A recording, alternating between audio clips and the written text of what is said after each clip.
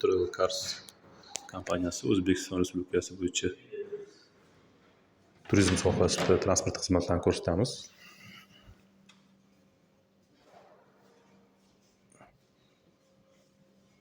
Bu bizning ofis.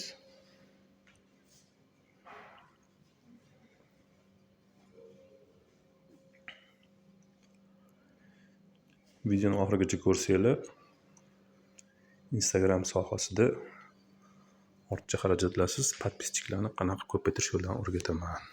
O'zbekiston bo'ylab sayohat qilishni yaxshi ko'rasizmi? U holda Travel Cars kompaniyasi Toshkent, Samarqand, Buxoro, Xiva kabi tarixiy shaharlarga, shuningdek, tog'li hududlarga sayohat qilish uchun o'z transport xizmatlarini taklif etadi.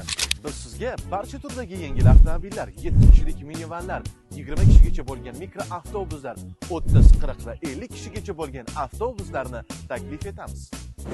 Misol aytaylik, Instagramda bir oyda 100 mingta obunachi yig'ish sirini men sizlarga hozir aytaman desangiz, video boshida o'sha obunachilarni siz ushlab qolgan bo'lasiz. Obunachilarni ushlab qolganingizdan keyin, значит, videoingizni oxirigacha ko'rishga majbur bo'ladi. Videoingizni oxirigacha ko'rgandan keyin videoingizda glubina oshadi. Glubina degani bu videoingizni qanchalik uzoq vaqt ko'rilishi.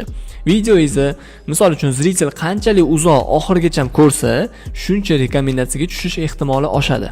Ya'ni bu yoqda hech qanaqa like, kommentariy, repost rol o'ynamaydi.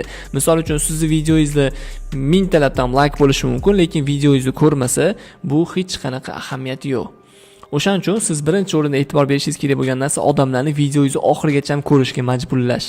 O'shanda videolaringiz topga tushadi va topga tushgandan keyin получается sizga obunachilar ham yig'ilib kelishni boshlaydi.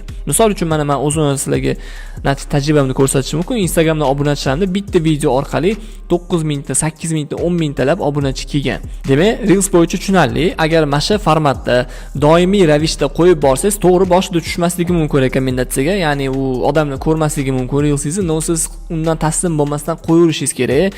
1 oy qo'ying, 2 oy qo'ying, uje sekin natijani sezishni boshlaysiz. Hech nima oson erishilmaydi. Hamma narsada qiyinchilik bo'ladi, sabr kerak bo'ladi. Va o'sha sabrni mana bosib o'tib olish juda ham ko'pchilikni qiynalgan etapi desak ham bo'ladi.